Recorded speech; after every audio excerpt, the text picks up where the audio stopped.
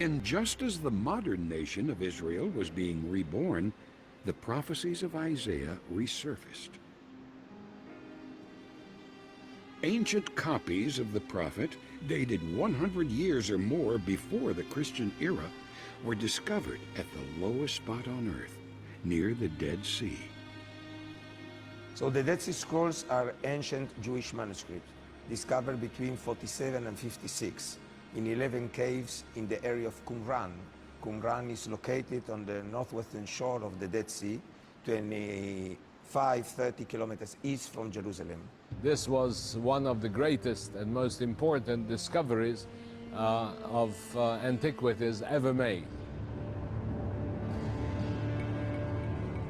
Here, the air is bone dry, perfect for preserving and hiding the manuscripts of the Dead Sea Scrolls. Many scholars identify what remains of the Qumran community with a Jewish sect called the Essenes. Seeing the priesthood and temple worship of Jerusalem as being corrupted, the Essenes broke from mainstream Judaism and retreated here to seek the Lord in the wilderness. It seems that the book of Isaiah was among the most popular and most admired books for the sect which was living at Qumran during Second Temple period. And of the book of Isaiah, we have 21 copies. Isaiah is the most popular prophet among the Dead Sea Scrolls. He's the oft-quoted prophet in all the scrolls.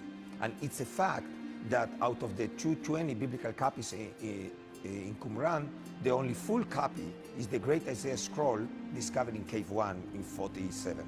So it's very obvious that must be a reason, because Isaiah is a key prophet in Qumran. The Essenes carefully copied biblical texts and community documents. Their desert library reflected the belief that they were living in the times of Israel's long-awaited Messiah. And there are many examples in the book of Isaiah, in the oracles of the Isaiah prophet, about the future Savior and the end of history. In the 1st century BC, 1st century AD, those people probably felt their own days as the very troublesome days of prophet Isaiah.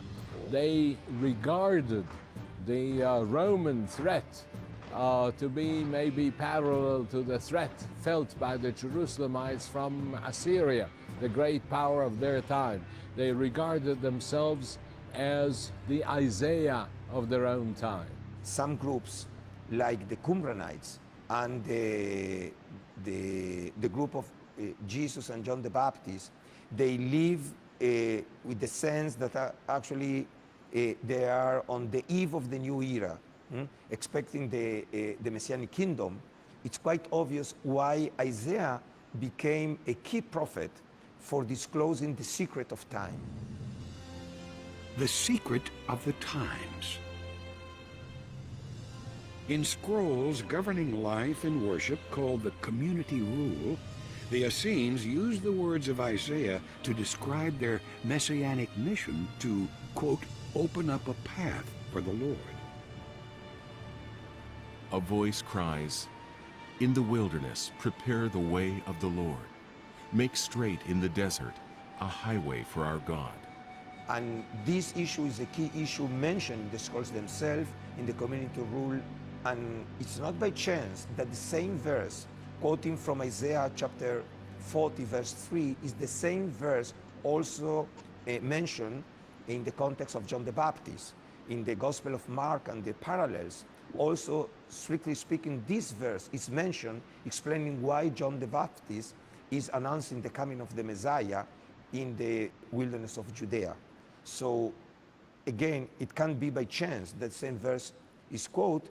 And again, it teaches the fact that the prophet Isaiah was a key prophet for different groups in ancient Judaism.